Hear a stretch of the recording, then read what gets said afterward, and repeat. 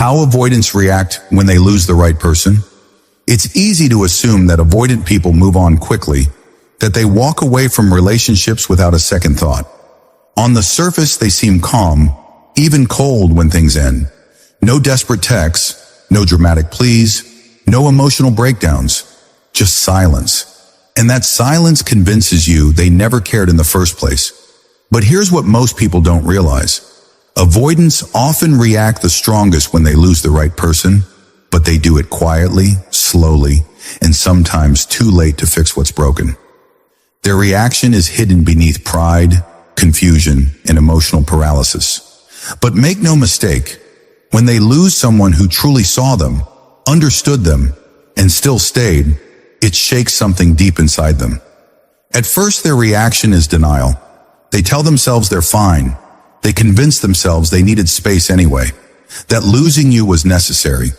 They recite the same narrative that's protected them for years. It's better to be alone than to be trapped. Avoidants are masters of disconnecting from their emotions. So in the early stages, they lean hard on rationalizations. They fill the silence with distractions.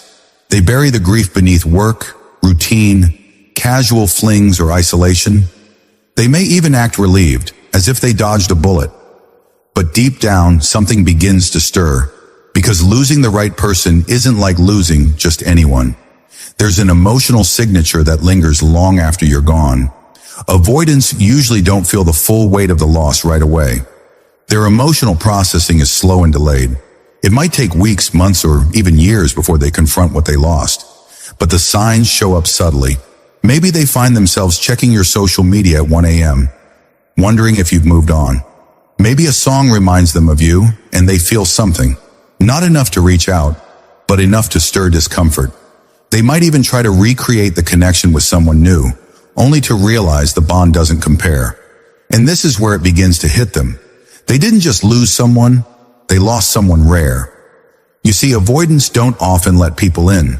They test your patience, push you away, and build emotional walls to see if you'll climb them. So when someone finally sees their core, the part they hide from the world, and loves them anyway, it creates a sense of emotional safety they didn't know they craved. Losing that kind of connection feels destabilizing, but they'll never say that out loud. Instead, they might withdraw even more, or they might pretend nothing's wrong. But inside, they feel an ache they don't know how to name. As time passes, the regret begins to build. Avoidants are not emotionless, they are emotionally avoidant. That means the emotions exist, they're just deeply buried. When the right person is gone, avoidants start reflecting in silence. They remember the small moments, the way you were patient when they pulled away, the way you made them laugh when they felt numb, the way you kept showing up, even when they gave you reasons to walk. And that's when it dawns on them. They lost someone who loved them in a way they didn't know how to receive. And now that it's gone, they realize they may never find it again. But here's the complicated part. Even when regret sets in, most avoidants won't chase you. Why? Because reaching out requires vulnerability. It requires them to say, I was wrong. I miss you. I pushed away something good. And for someone who spent a lifetime running from emotional exposure, that level of honesty feels terrifying. So they stay silent. They check your profile. They ask mutual friends about you. They rehearse the message they'll never send. And in their minds, they wonder if you'd even take them back. But pride keeps them frozen. It's easier to miss you quietly than to risk rejection. Some avoidants do eventually try to reconnect, but it's often awkward and poorly timed. They might send a vague text like, hey, just thinking about you, or randomly reply to an old story. They rarely lead with vulnerability. Instead, they test the waters, looking for signs that you're still open. But if you respond coldly or not at all, they retreat back into their shell. And that just reinforces the story they've always told themselves. People leave. Love is dangerous.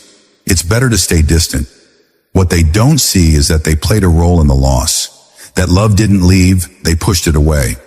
When the right person is gone, an avoidant partner often experiences a slow unraveling of their emotional defenses. They might start questioning their patterns for the first time. They may even consider therapy, or at least start consuming content about attachment styles and emotional intimacy. For many avoidants, the loss of a meaningful connection is their emotional wake-up call. It's what forces them to stop hiding behind detachment. But this only happens if they're willing to grow, and not all are. Some avoidants grieve silently, repeat the same patterns, and never learn the lesson. The tragedy here is that avoidants often confuse safety with distance. They think emotional detachment protects them, when in reality it starves them of the very connection they need. And by the time they realize the cost, the right person has already built a life without them. That realization, that the one person who truly saw them is now someone else's memory, can be deeply painful. But again, they're unlikely to show that pain. Avoidants grieve in silence. They suffer in emotional isolation, and many would rather stay in pain than risk the vulnerability of reconnection. If you were the right person who walked away, you might still wonder if they ever think about you. And the truth is, they do. Probably more often than you think. But the way they process that grief is internal, hidden, and often never acted upon. Their silence doesn't mean indifference. It means fear, shame, and emotional immaturity. They know they lost something valuable, but they're not always equipped to do anything about it. And unless they actively choose healing, they'll carry that regret quietly, often for years. Sometimes life will circle back. Avoidants might return after long periods of no contact, claiming they've changed or that they now see your worth. But by then, you may have already moved on emotionally. And that too is part of their grief, realizing that their healing came too late. They had someone who offered them love, softness, and patience, and they chose distance over depth. That kind of loss doesn't go away. It lingers. Avoidants often learn the hardest lessons through loss.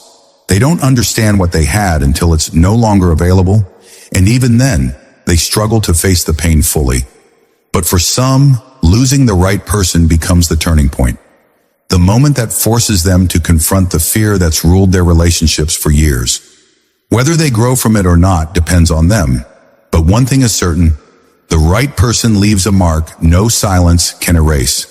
So if you're the one who loved and avoided, and you had to walk away, know this.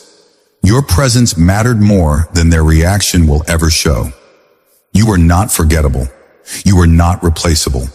You were the mirror that showed them what love could be. And now they're left staring into that mirror, haunted by what they let slip away. If this video spoke to your heart, don't forget to like, subscribe, and share it with someone who needs to hear this.